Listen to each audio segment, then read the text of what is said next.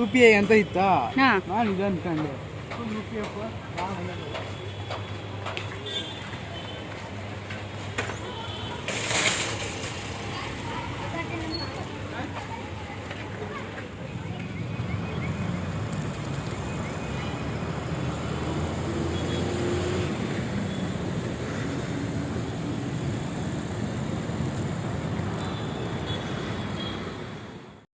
Hello friends, welcome back to the channel Krupa Malnad. ನಾನು ಕೃಪಾ. ನನಗೆ ಒಬ್ಬರು ಸಬ್ಸ್ಕ್ರೈಬರ್ ಹೇಳಿದರು ಹೋಮ್ ಸೆಂಟರ್ ಇದೆ ಉಡುಪಿಲಿ ಹೋಗಿ ಅಂತ. ಇದು ಟೈಮ್ ಸ್ಕ್ವೇರ್ ಮಾಲ್ ಅಂತ ಅನಿಸುತ್ತೆ, ನನಗೂ ಗೊತ್ತಿಲ್ಲ. ನಮ್ಮ ಶ್ರೇಯು ಯಾವಾಗಲೂ ಹೇಳೋನು, ಆದರೆ ನನಗೆ ತುಂಬ ಜನ ಹೇಳಿದ್ರಲ್ವ, ಡಿ ಮಾರ್ಟಿಂದ ತುಂಬ ಹತ್ತಿರ ಆಗುತ್ತೆ. ಹಾಗಾಗಿ ನಾನು ಕೂಡ ಅಲ್ಲಿಗೆ ಹೋಗೋಣ ಅಂತ ಇವತ್ತು ಹೊರಟೆ. ನಂಗೆ ತುಂಬ ಇಷ್ಟ ಹೋಮ್ ಸೆಂಟರು. ನಾನು ಯಾವಾಗಲೂ ಹೋಮ್ ಸೆಂಟರಿಗೆ ಹೋಗಿದ್ದೀನಿ ಅಂತ ಅಂದ್ಕೊಳ್ಳೋದು, ಹೋಗೋದು ಬೇರೆ ಬೇರೆ ಅಂಗಡಿಗಳಿಗೆ ಹೋಗಿ ಬರ್ತಾಯಿದ್ದೆ. ಇವತ್ತೇ ಫಸ್ಟ್ ಟೈಮ್ ನಾನು ಈ ಅಂಗಡಿಗೆ ಹೋಗಿರೋದು. ನನಗೆ ತುಂಬಾ ಇಷ್ಟ ಆಯಿತು, ಆದರೆ ತುಂಬ ಎಕ್ಸ್ಪೆನ್ಸಿವ್ ಅಂತ ನನಗೆ ಅನ್ನಿಸ್ತು. ಅಲ್ಲ, ನಾನು ಹೀಗೆ ಹೇಳಿದಾಗ ಯಾರಾದರೂ ಒಬ್ರು ಕಮೆಂಟ್ ಹಾಕ್ತಾರೆ, ಕ್ವಾಲಿಟಿ ಹಾಗಿರುತ್ತೆ ಹೀಗಿರುತ್ತೆ ಅಂತ. ಖಂಡಿತ ಹೌದು, ಆದರೆ ತುಂಬ ಸಾಮಾನ್ಯ ಜನರಿಗೆಲ್ಲ ಇಟ್ಕೋ ರೀತಿಲಿ ಯಾವುದೂ ಇರಲಿಲ್ಲ. ಖಂಡಿತ ಗೊತ್ತು ಇದಕ್ಕೆ ಗ್ಯಾರಂಟಿ ಒಂದು ನೆಗೆಟಿವ್ ಕಮೆಂಟ್ ಬರುತ್ತೆ ಅಂತ. ನಾನು ಹೋಗಿದ್ದೀನಲ್ಲ ಅಂತ ಹೇಳಿ ಏನು ತೊಗೊಳೋದು ಬೇಡ ಅಂತ ಅಂದ್ಕೊಂಡು ನಾನೊಂದು ಮಗ್ಗನ್ನ ತೊಗೊಂಡೆ. ಆಮೇಲೆ ನಮ್ಮನೆಯವರೊಂದು ಶೋ ಪೀಸನ್ನು ಕೂಡ ತೊಗೊಂಡ್ರು. ನಾಳೆ ನಿಮಗೆ ತೋರಿಸ್ತೀನಿ. ಅಂದರೆ ಅದ್ರ ಕವರೆಲ್ಲ ಓಪನ್ ಮಾಡಿ ತೋರಿಸಲ್ಲ, ಸಾರಿ. ಅದನ್ನು ನಾವು ಏನೋ ಒಂದು ಐಡಿಯಾದ ಮೇಲೆ ಇಟ್ಕೊಂಡಿದ್ವಿ. ಹೋಮ್ ಸೆಂಟ್ರಲ್ಲಿ ಏನಂದರೆ ಯಾವುದೇ ರೀತಿಯಾಗಿರೋ ವೀಡಿಯೋ ಆ ಥರ ಮಾಡೋ ಹಾಗಿಲ್ಲ. ಹೋದ ತಕ್ಷಣ ಅವರೇ ಹೇಳ್ತಾರೆ. ಹೊರಗಡೆಯಿಂದ ಮಾತ್ರ ಸ್ವಲ್ಪ ನಾವು ವೀಡಿಯೋನ ಮಾಡ್ಕೊಂಡ್ವಿ. ನನಗೆ ಇದು ತುಂಬಾ ಇಷ್ಟ ಆಯಿತು. 99 ಅಂತ ಅಂಗಡಿ ಹೆಸರೇ ಅದಾಗಿತ್ತು. ನಾನು ಒಳಗೆ ಬಂದು ನೋಡಿದೆ, ಎಲ್ಲದು 99 ರುಪೀಸಾ ಅಂತ ಅಂದ್ಕೊಂಡೆ. ಅವ್ರು ಹೇಳಿದ್ರು, ಇಲ್ಲ ಮೇಡಮ್, ಅದು ಹೆಸರು ಮಾತ್ರ ಅಂಗಡಿದು ಹಾಗೆ, ಎಲ್ಲ ರೇಟಲ್ಲೂ ಇತ್ತು. ಇಲ್ಲೂ ಕೂಡ ನಾವು 2 ಶೋ ಪೀಸ್ ತೊಗೊಂಡ್ವಿ. ನಂಗೆ ತುಂಬ ರೀಸನಬಲ್ ಅಂತ ಅನ್ನಿಸ್ತು. ಅಲ್ಲಿಗೆ ಹೋಲಿಸಿದ್ರೆ ನಂಗೆ ತುಂಬ ಇಷ್ಟ ಆಯಿತು. ಇದು ಸೆಕೆಂಡ್ ಫ್ಲೋರಲ್ಲಿದೆ ಅನಿಸುತ್ತೆ, ನನಗೆ ಗೊತ್ತಿಲ್ಲ ಎಲ್ಲಿ ಏನು ಎತ್ತ ಅಂತ. ಇನ್ನೊಂದು ಸಲ ಹೋದಾಗ ಕರೆಕ್ಟಾಗಿ ನಿಮಗೆ ಅದರದ್ದು ಎಲ್ಲ ಹೇಳ್ತೀನಿ. ತುಂಬ ಚೆನ್ನಾಗಿತ್ತು. ಇಲ್ಲೂ ಕೂಡ ಕೆಲವೊಂದೆಲ್ಲ ತುಂಬ ಎಕ್ಸ್ಪೆನ್ಸಿವ್ ಅಂತಲೂ ಅನ್ನಿಸ್ತು. ನನಗೆ ಈ ಥರ ಬೌಲ್ಗಳೆಲ್ಲ ತುಂಬ ಇಷ್ಟ ಆಯಿತು. ಸ್ವಲ್ಪ ರೇಟ್ ಜಾಸ್ತಿ ಅಂತ ಅನ್ನಿಸ್ತು. ಇದೆಲ್ಲ ಡಿ ಮಾರ್ಟಲ್ಲಿ ಸಿಗುತ್ತೆ, ವೈಟ್ ಕಲರ್ದು. ಒಂದು ತೊಗೊಂಡ್ರೆ ಒಂದು ಫ್ರೀ ಅನ್ನೋ ರೀತಿಯೂ ಸಿಗುತ್ತೆ. ಈ ಅಂಗಡಿ ಹೆಚ್ಚಾಗಿ ಇದು ಹೋಮ್ ಸೆಂಟರ್ ಆಪೋಸಿಟ್ಟೇ ಇದೆ ಅಂತ ಅಂದ್ಕೊತೀನಿ. ಯಾಕಂದರೆ ನಾನು ಅಲ್ಲಿದೆ ಅದ್ರ ಎದುರುಗಡೆ ವೀಡಿಯೋ ಮಾಡಿದೆ, ಹೋಮ್ ಸೆಂಟರನ್ನ ತೋರಿಸೋಣ ಅಂತ ಹೇಳಿ. ತುಂಬ ಚೆನ್ನಾಗಿತ್ತು. ನನಗೆ ಡೈನಿಂಗ್ ಟೇಬಲ್ ರನ್ನರ್ ಬೇಕಿತ್ತು, ತೊಗೊಳಕ್ಕಂತ ಹೋದೆ. ತುಂಬ ಎಕ್ಸ್ಪೆನ್ಸಿವ್ ಅನ್ನಿಸ್ತು. ಅಂದರೆ ಸೆಟ್ ಇರಲಿಲ್ಲ, ನಾವು ಮಿಕ್ಸ್ ಮ್ಯಾಚ್ ಥರ ಮಾಡೋ ಥರ ಇತ್ತು. ಒಂದು ಗಡಿಯಾರ ನೋಡಿದೆ, ಅದು ತುಂಬ ಇಷ್ಟ ಆಯಿತು. ನನಗೆ ಅಡುಗೆ ಮನೆಗೆ ಒಂದು ಗಡಿಯಾರ ಬೇಕಿತ್ತು. ಆಮೇಲೆ ನಾವು ಅದ್ರ ಬದಲು ಒಂದು ಶೋ ಪೀಸ್ ತೊಗೊಂಡ್ವಿ. ಆಮೇಲೆ ಹಾಗೆ ಅಲ್ಲಿಂದ ಹೊರಟ್ವಿ. ನಾವು ಯಾವುದೋ ಬೇರೆ ಅಂಗಡಿಗಳಿಗೆಲ್ಲ ಹೋಗಲಿಲ್ಲ, ಸುಮ್ಮನೆ ಟೈಮ್ ಯಾಕೆ ವೇಸ್ಟ್ ಮಾಡೋದು ಅಂತ ಹೇಳಿ. ಶ್ರೇಯುನ 9 ಗಂಟೆಗೆ ಬಿಡೋದಕ್ಕೆ ಕೇಳಿದ್ರಲ್ಲ, ನನಗೂ ಸ್ವಲ್ಪ ಹೆದರಿಕೆ ಇತ್ತು, ಏನಾದರೂ ಹೇಳ್ತಾರಾ ಅಂತ.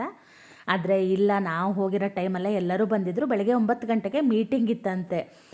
ನನಗೊಬ್ಬರು ಪೇರೆಂಟ್ಸ್ ಆಮೇಲೆ ಫೋನ್ ಮಾಡಿದ್ರು, ಇದ್ದೀರಾ ನೀವು ಮೀಟಿಂಗಲ್ಲಿ ಅಂತ ಕೇಳಿದ್ರು. ಇಲ್ಲ ಮೇಡಮ್ ಅಂತ ಅಂದೆ. ಯಾಕಂದರೆ ಶ್ರೇಯವರು ಈ ಸಲ 10th ಅಲ್ವಾ, ಹಾಗಾಗಿ ತುಂಬ ಜನ ಶ್ರೇಯುಗೆ ಆಲ್ ದ ಬೆಸ್ಟ್ ಹೇಳಿದ್ರ ನೆನ್ನೆ ವೀಡಿಯೋಕ್ಕೆ. ಹಾಗೆಯೇ ನಾನು ವೀಡಿಯೋ ಲೇಟಾಗಿ ಬಂದಿದ್ದು ಕೂಡ ಕೆಲವೊಬ್ಬರು ಕಮೆಂಟ್ ಹಾಕಿದ್ರು. ನಾನು 2 ದಿನ ವೀಡಿಯೋನ ಹಾಕಿಲ್ಲ, ಯಾಕೆ ಅನ್ನೋದನ್ನು ನಾನು ಇನ್ನೊಂದು ಬೇಗನೆ ವೀಡಿಯೋ ಮಾಡಿ ಹಾಕ್ತೀನಿ. ಶ್ರೇಯನ್ ಬಿಟ್ಟು ಬಂದು 8 ಡೇಸ್ ಆದ ನಂತರ ನಮ್ಮ ಮನೇಲಿ ಏನೋ ಒಂದು ಆಯಿತು. ಅದನ್ನು ನಾನು ನಿಮಗೆ ಹೇಳ್ತೀನಿ, ಏನು ಎತ್ತ ಅನ್ನೋದನ್ನು ಕೂಡ. ಆಮೇಲೆ ನಾವು ಬ್ರಹ್ಮಾವರ ಬಂದ್ವಿ. ಹಾಗಾಗಿನೇ ನನ್ನ ವೀಡಿಯೋ ಸ್ವಲ್ಪ ಲೇಟಾಗಿ ಬಂತು. 2 ಡೇಸ್ ನಾನು ವೀಡಿಯೋಸು ಯಾವುದೂ ಹಾಕಲಿಲ್ಲ. ಗೊತ್ತಿಲ್ಲ, ಇನ್ನೂ 1-2 ದಿನ ಹಾಕ್ತೀನೋ ಇಲ್ವೋ ಅನ್ನೋದು ನನಗೆ ಗೊತ್ತಿಲ್ಲ. ನನ್ನ ಹತ್ರ ಯಾವುದೇ ರೀತಿಯಾಗಿರೋ ಎಡಿಟಿಂಗ್ ಮಾಡಿರೋದು ಯಾವುದೂ ವೀಡಿಯೋಗಳು ಇರಲಿಲ್ಲ. ಏನೋ ಒಂದು ಅಚಾತುರ್ಯ ನಡೀತು ನಮ್ಮ ಫ್ಯಾಮಿಲೀಲಿ.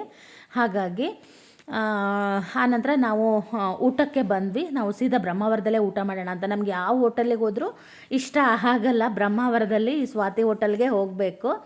ಹಾಗಾಗಿ ನಾವು ಅಲ್ಲಿಗೆ ಬಂದ್ವಿ. ಆದರೆ ನನಗೆ ತಿಂಡಿ ತುಂಬ ಹೆವಿ ಆಗಿರೋದ್ರಿಂದ ನಂಗೆ ಊಟ ಬೇಡ ಅಂತ ಅಂದೆ. ನಮ್ಮನೆಯವ್ರು 2 ನಾರ್ತ್ ಇಂಡಿಯನ್ ಥಾಲಿ ತೊಗೊಳ್ಳೋಣ ಅಂತ ಹೇಳಿದ್ರು. ಆಮೇಲೆ ಶ್ರೇಯನು ಅರ್ಧಂಬರ್ಧ ಊಟ ಮಾಡ್ದೆ. ಆಮೇಲೆ ನಾನು ತುಂಬ ಊಟ ಸೇರಲಿಲ್ಲ ನನಗೆ. ಹಾಗಾಗಿ 2 ಊಟ ತೊಗೊಂಡ್ವಿ. ಅದೇ ಜಾಸ್ತಿ ಆಯಿತು ನಮಗೆ. ಅದ್ರ ಜೊತೆ ಹೋಳಿಗೆ ಕೊಟ್ಟಿದ್ದರು. ಹೋಳಿಗೆನೂ ನಾನು ಬೇಡ ಅಂತ ಒಂದೇ ಇಟ್ಕೊಂಡು ಒಂದು ವಾಪಸ್ ಕೊಟ್ಟುಬಿಟ್ಟೆ. ಶ್ರೇಯನೂ ತಿನ್ನಲಿಲ್ಲ, ನೋಡಿ ನಾನು ತಿನ್ನಲಿಲ್ಲ. ಇದು ಮಾವಿನ ಹಣ್ಣಿನ ಹೋಳಿಗೆ ಅಲ್ಲ, ಇದು ಪೈನಾಪಲ್ ಹೋಳಿಗೆ. ಅಷ್ಟೊಂದೇನು ಇಷ್ಟ ಆಗಲಿಲ್ಲ ನನಗೆ, ಅದರಲ್ಲೇ ನಾನು ಅದನ್ನು ಬಿಟ್ಟೆ. ಮತ್ತು ನಾವು ಶ್ರೇಯುಗೆ ಒಂದು ಸ್ವಲ್ಪ ಚಪ್ಪಲ್ ಕೂಡ ಕೊಡಿಸ್ಬೇಕಾಗಿತ್ತು, ಅದು ಇತ್ತು. ಶ್ರೇಯದು ಪಾಪ ಬಿಡೋ ಟೈಮ್ ಬಂತು ಅಂದ ತಕ್ಷಣ ಮುಖ ಎಲ್ಲ ಸಣ್ಣಕ್ಕೆ ಆಗ್ತಿರುತ್ತೆ. ನಮಗೂ ಅಷ್ಟೇ 2 ತಿಂಗಳು ಜೊತೆಗಿದ್ನಲ್ಲ, ನಿಜವಾಗ್ಲೂ ತುಂಬ ಬೇಜಾರಾಗ್ತಾಯಿತ್ತು ಬಿಟ್ಟು ಹೋಗಬೇಕಿದ್ರೆ ನಮಗೆ. ಆಮೇಲೆ 1 ತಿಂಗಳ ತನಕ ಅವರಿಗೆ ಫೋನ್ ಕಾಲ್ ಕೂಡ ಕೊಡಲ್ಲ. ತುಂಬ ಜನ ಬಂದಿರಲಿಲ್ಲ ಶ್ರೇಯನ್ ಫ್ರೆಂಡ್ಸ್ ಎಲ್ಲ, ಅವರೆಲ್ಲ ಇನ್ನೂ 2 ಡೇಸ್ 3 ಡೇಸ್ ಬಿಟ್ಟು ಬರ್ತೀವಿ ಅಂತ ಹೇಳಿ ಬಂದಿರಲಿಲ್ಲ. ನಾವು ಮಾತ್ರ ಇವತ್ತೇ ಹೋಗಿ ಬಿಟ್ಟು ಬಂದ್ವಿ. ಆಮೇಲೆ ಅಲ್ಲಿ ಶ್ರೇಯು ಬಂದು ಕ್ರಾಕ್ಸ್ನು ಕೂಡ ತೊಗೊಂಡ.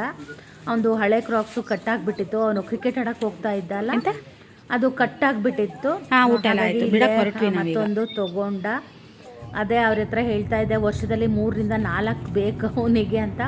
ಪ್ರತಿ ಸಲ ಬಂದಾಗೂ ಕೊಡ್ಸೋದೇ ಆಗಿಬಿಡುತ್ತೆ. ಆಮೇಲೆ ಸ್ಕೂಲ್ದು ಶೂಗಳು ಕೂಡ ಹರಿದು ಹೋಗಿದ್ದಾವೆ, ಅದೇ ಸಾಕು ಅಂತ ಇದ್ದ. ಆಮೇಲೆ ನಾನೇ ಬೇಡ ಅಂತ ಹೇಳಿದೆ. ಆದರೆ ಅವರಿಗೆ ಇವಾಗ ಮಾನ್ಸೂನ್ ಆದ್ದರಿಂದ ಇವಾಗ ಅವರಿಗೆ ಬ್ಲ್ಯಾಕ್ ಕಲರ್ದು ಚಪ್ಪಲ್ ಹಾಕೋದಕ್ಕೆ ಹೇಳ್ತಾರೆ. ಅದನ್ನು ನಾವು ಆಲ್ರೆಡಿ ತೊಗೊಂಡಿದ್ವಿ.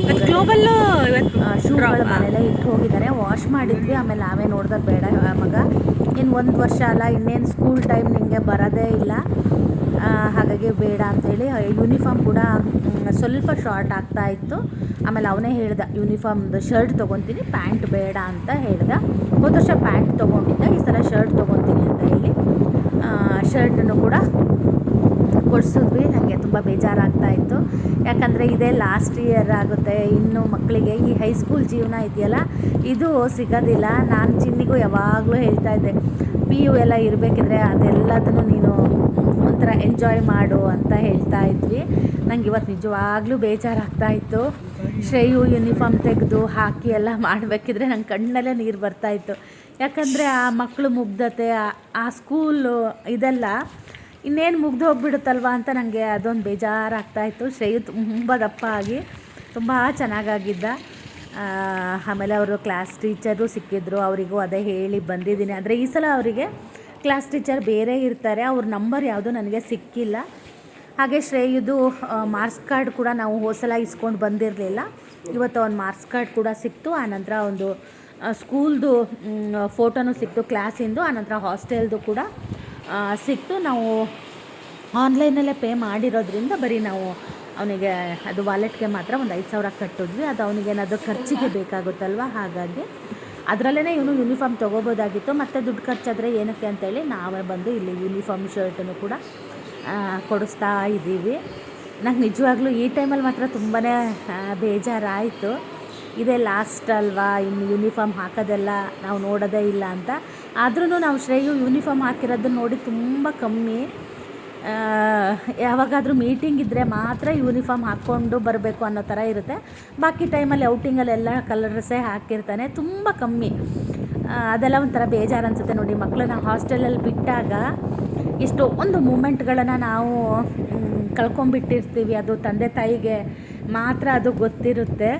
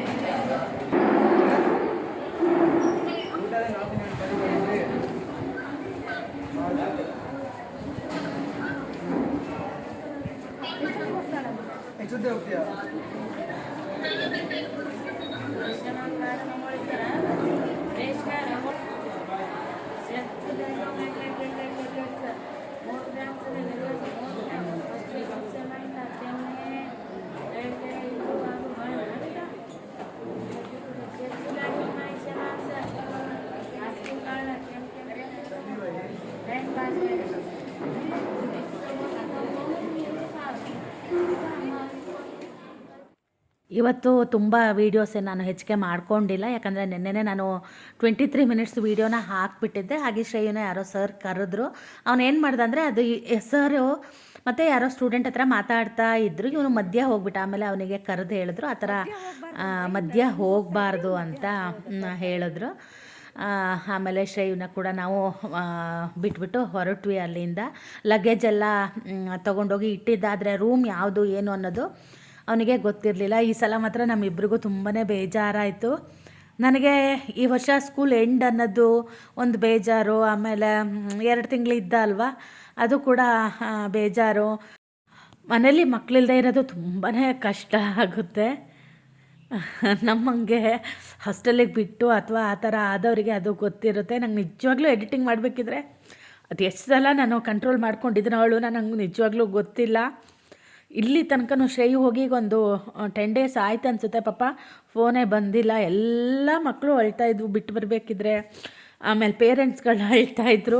ಅದನ್ನು ನೋಡಿದಾಗ ಇನ್ನೂ ದುಃಖ ಆಗ್ತಾಯಿತ್ತು. ನಮ್ಮ ಮನೆಯವರು ಹತ್ರ ನಾನು ಅತ್ತೆ ಯಾವಾಗಲೂ ಅಷ್ಟೇ, ನಾನು ವೀಡಿಯೋನ ಮಗನ ಬಿಟ್ಟು ವಾಪಸ್ ಬರಬೇಕಿದ್ರೆ ವೀಡಿಯೋ ಮಾಡೋದೇ ಇಲ್ಲ ನಾನು. ತುಂಬ ಅಪರೂಪ, ನಂಗೆ ಮಾಡೋಕ್ಕೆ ಆಗಲ್ಲ, ಆ ಥರ ಆಗಿಬಿಡುತ್ತೆ. ಹಾಗೆ ನಾವು ಕೂಡ ಹೊರಟ್ವಿ ಅಲ್ಲಿಂದ ಬೇಗನೆ, ಯಾಕಂದರೆ ಘಾಟಿ ಹತ್ತಬೇಕು ಮತ್ತು ಕೆಲವೊಂದು ಕಡೆ ಮಳೆ ಎಲ್ಲ ಸಿಗ್ತಾ ಇತ್ತು ಹಾಗಾಗಿ. ಆದರೆ ಇವತ್ತು ಮಾತ್ರ ತುಂಬ ಬಿಸಿಲಿತ್ತು. ಅಲ್ಲಿ ಹೆಂಗಿರ್ತಾರಪ್ಪ ನನ್ನ ಮಗ ಅಂತ ನಂಗೆ ಅದೇ ಅನ್ನಿಸ್ತಾ ಇತ್ತು. ಎಷ್ಟು ಬಿಸಿಲಂದರೆ ಅಪ್ಪ. ಫಸ್ಟಿಗೆಲ್ಲ ಇವಾಗ ಸ್ವಲ್ಪ 2 ವರ್ಷ ಆಯ್ತಲ್ಲ ಅಭ್ಯಾಸ ಆಗಿದೆ. ಫಸ್ಟಿಗೆಲ್ಲ ಬಿಟ್ಟಾಗ ಬೆವರು ಸಾಲೆ ಆಗಿ ಏನೇನೋ ಎಲ್ಲ ಆಗಿಬಿಟ್ಟಿತ್ತು ನನಗೆ. ಫಸ್ಟು ಹೋಗಿ ನೋಡಿದಾಗ ಅಯ್ಯೋ ಇವನೇನಾ ನನ್ನ ಮಗ ಅನ್ನೋ ಥರನೂ ಆಗಿಬಿಟ್ಟಿದ್ದ. ಇವಾಗ ಸ್ವಲ್ಪ ಆ ವೆದರ್ಗೆ ಹೊಂದ್ಕೊಂಡಿದ್ದಾನೆ. ನೋಡೋಣ. Thank you so much. ಎಲ್ಲರೂ ಅವನಿಗೆ ವಿಶ್ ಮಾಡಿದ್ದೀರಾ. ದಯವಿಟ್ಟು ನಿಮ್ಮೆಲ್ಲರ ಆಶೀರ್ವಾದ ಅವನ ಮೇಲಿದ್ದು ಒಂದೊಳ್ಳೆ ಸ್ಕೋರ್ ಮಾಡಿ ಒಂದೊಳ್ಳೆ ಕಾಲೇಜ್ ಸಿಗೋ ಥರ ಆಗಲಿ ಅಷ್ಟೇ. ಹಾಗೆಯೇ ವ್ಲಾಗ್ನ ಕೂಡ ನಾನು ಮುಗಿಸ್ತೀನಿ.